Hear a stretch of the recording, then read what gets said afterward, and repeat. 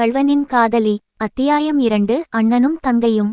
இடுப்பிலே ஈரத்துணி, கையிலே சுருட்டிய தாமரை இலை, தோள்மேல் காம்புடன் கூடிய தாமரைப்பூ. இந்த விதமாக முத்தையன் பூங்குளம் கிராமத்து வேளாளர் வீதி வழியாகச் சென்றான். இயற்கையாகவே வேகமான அவனுடைய நடை வீதி நடுவிற்கு வந்ததும் இன்னும் சிறிது விரைவாயிற்று. அப்போது அவன் முகம் சிவந்து கண் கலங்கிற்று. பெருமூச்சு வந்தது.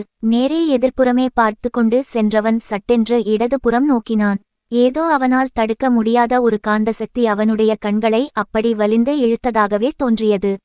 அவன் பார்த்த இடத்துக்கு நேரே வாசலில் பந்தல் போட்ட ஒரு வீட்டின் காமரா உள் தெரிந்தது. அதன் ஜன்னலுக்கு பின்னால் ஒரு பெண்ணின் முகம் காணப்பட்டது.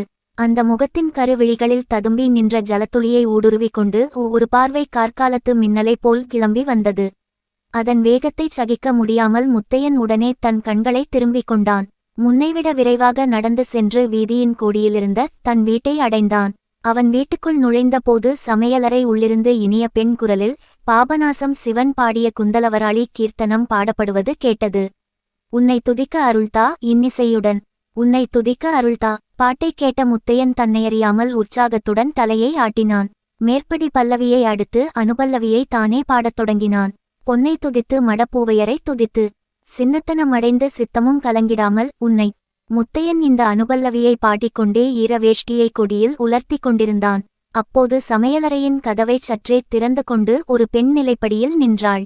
அவளுக்கு வயது 14-15 இருக்கும். முகத்தில் குறுகுறுப்பு, கண்ணிலே விஷமம். அவளை பார்த்ததும் முத்தையனின் உடன் பிறந்தவளாயிருக்க வேண்டுமென தெரிந்து கொள்ளலாம். முத்தையன் அனுபல்லவியை நிறுத்தியதும் அவள், அண்ணா, இந்த பாபநாசம் சிவன் ரொம்ப பொல்லாதவராயிருக்க வேண்டும். அவர் என்ன எங்களை அப்படி திட்டுகிறார்?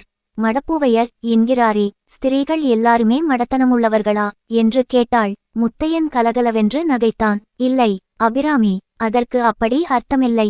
மடப்பூவையர் என்றால் மடம் உள்ள ஸ்திரீகள் என்று அர்த்தம். மடம் என்பது ஸ்திரீகளுக்கு வேண்டிய 4 குணங்களில் ஒன்று. நாணம், அச்சம், மடம், பயிர்ப்பு.